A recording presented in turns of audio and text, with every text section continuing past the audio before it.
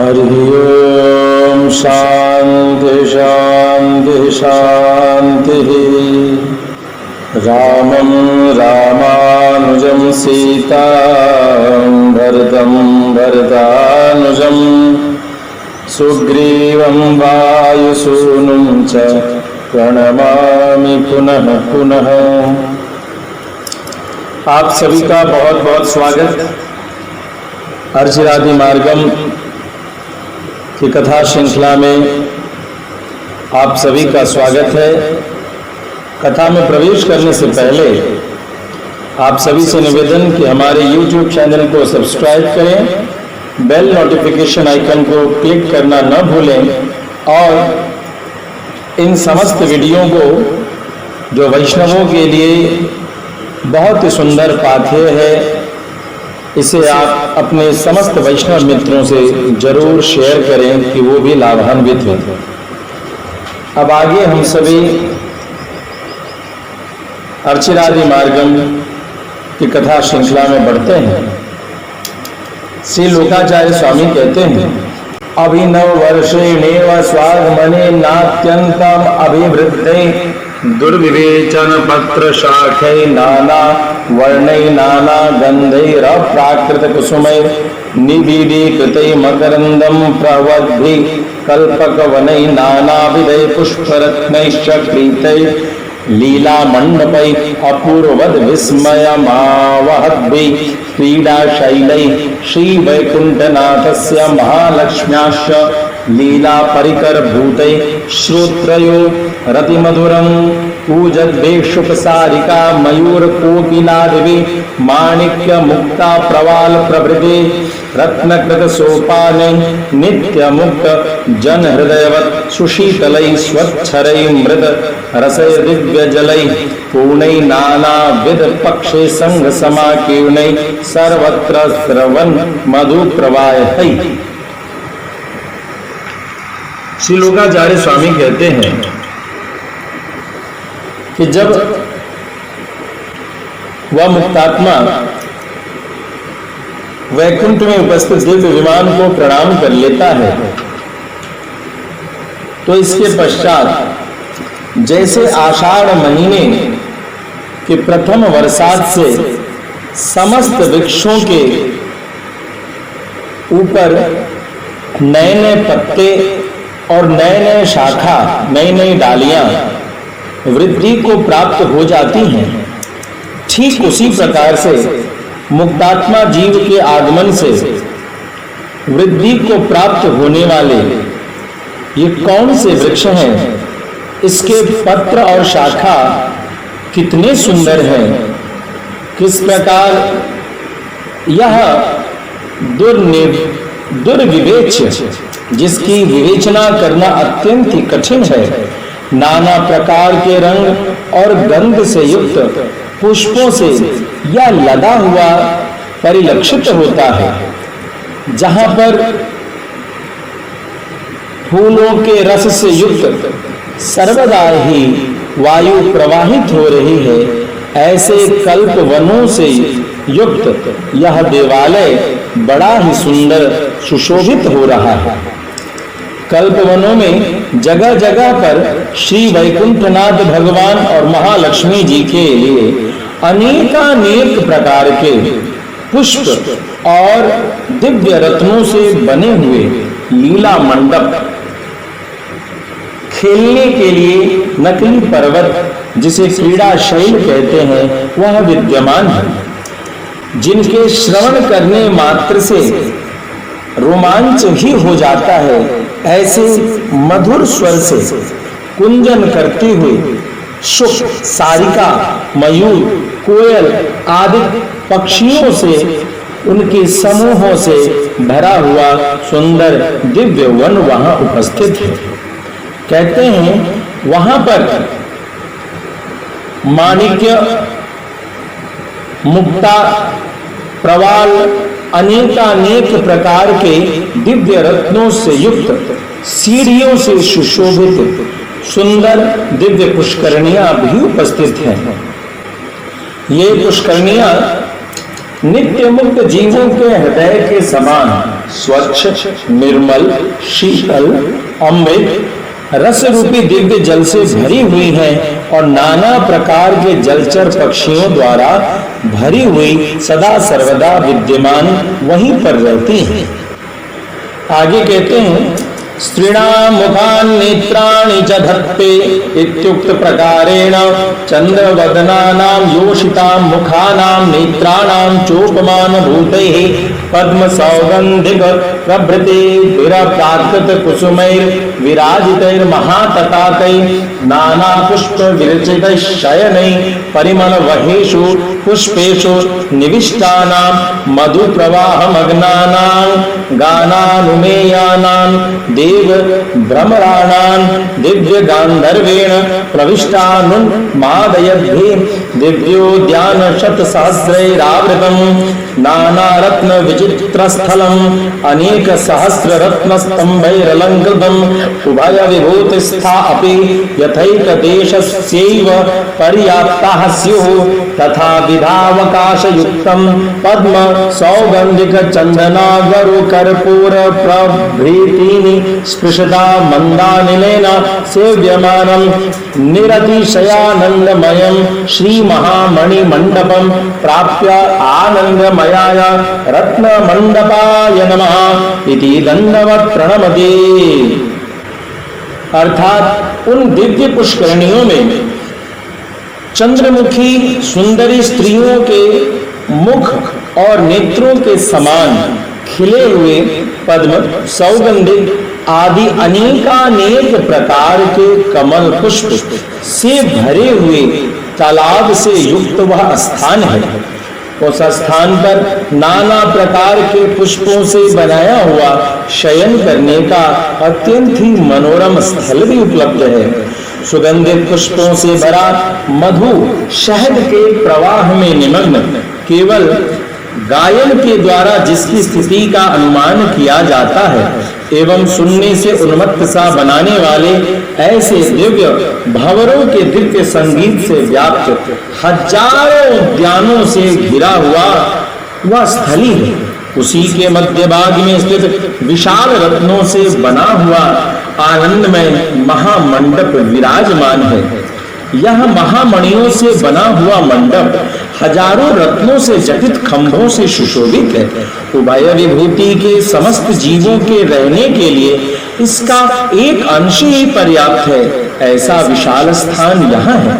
पद्म, सौगंधिक, चंदन, अगरु, कर्पूर आदि की सुगंध से युक्त मंद मंद धीरे धीरे वायु यहाँ सर्वत्र सदा प्रवाहित होती रहती है।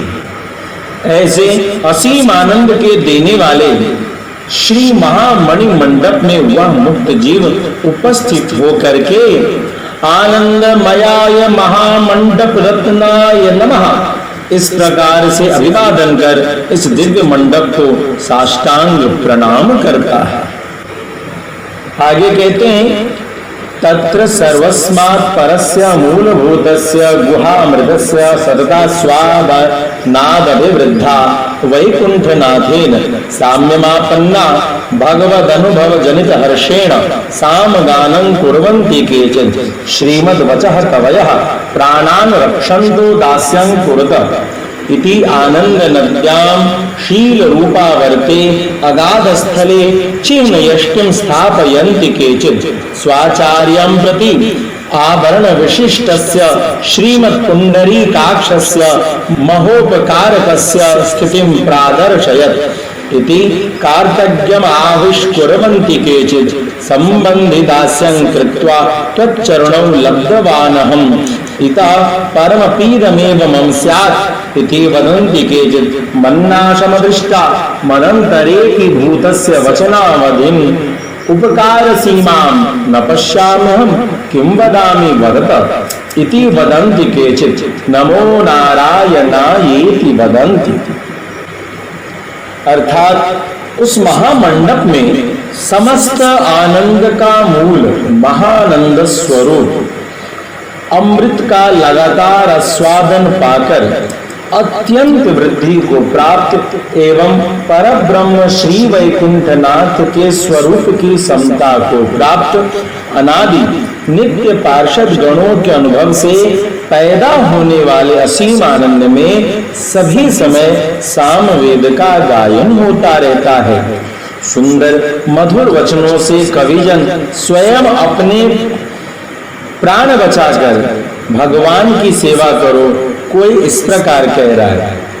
यह कहने का आशय यह है कि जिस प्रकार से किसी दरिद्र को अत्यंत ही विशाल धन भंडार की प्राप्ति हो जाने पर उसे हृदयाघात की प्राप्ति हो सकती है, वह विक्षिप्त अचेतन हो सकता है, ठीक इसी प्रकार से भगवान श्री वैकुंठनाथ की भागवत सेवा की प्राप्ति और तज्जनित असीम आनंद की अनुभूति करते हुए कहीं भक्तों के प्राण न चले जाए, इसीलिए एक दूसरे को भक्त कहते हैं कि अपने प्राण बचाकर भगवान की सेवा करो। यह सुनकर कोई कोई आनंद रूप नदी में शील और गुण रूप अगाध स्थल में चिन्ह यष्टि स्थापित करते हैं।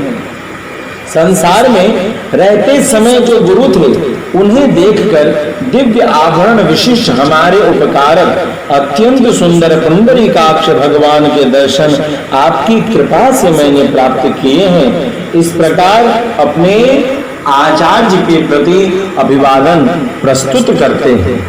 इस प्रकार गुरु के अनन्य दास को देखकर आपके चरण प्राप्त किए, इन चरणों को भविष्य में भी सदैव इसी प्रकार प्राप्त करता रहूं, ऐसी स्तुति करता है।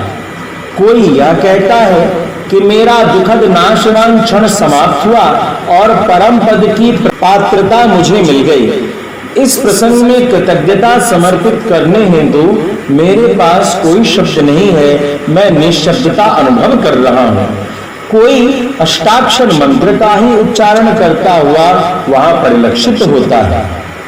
आगे कहते हैं, इत्युक्त प्रकारेण निरंतर वक्तव्यम श्रीमंत्रम वदन्तः आत्मसमर्पणं कुर्वन्ति केचित्।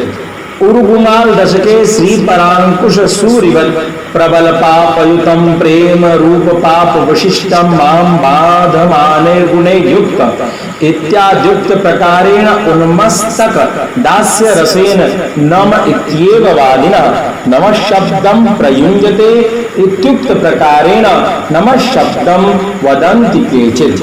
एवं प्रलय जलधाविव आनंद सागरे भ्रमद्भि नित्य मुक्ते रुच्यमानानि श्रोत्र सुखावहानि सुवचनानि निशंस जनोक्त क्रूर वचन श्रवण जम दुख जातम यथा निवर्तेत तथा श्रोत्र गोचराणि कुर्वन् गत्वा दिव्य स्थानं प्राप्य तस्मिन् महासदसि मध्ये स्व स्व मस्तक धृत दिव्यायुधेषु सांजलि बंधेषु अस्त्र शास्त्राख्येषु दिव्य पुरुषेषु स्व संकल्प कृत सकल जगत सृष्टि स्थिति संहारक श्री सेनेश प्रभृतिषु दिव्य पुरुषेषु यथाक्रमं प्रणम्य स्थितेषु।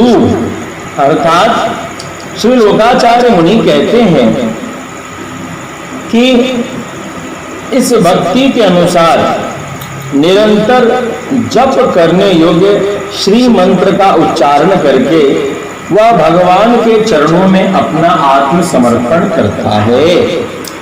मैं बड़ा पापी हूँ, मुझे बाधक गुणों से युक्त करता है। उरुकुमाल दशक में श्री षटकोप स्वामी अलवार की सुक्ति के अनुसार कि मैं इस संसार में प्रबल पाप और मोह के बंधन में बंध गया था, किंतु अब दास भाव में ही अधिक आसक्त होकर नम इत्येव वादिना कहूंगा।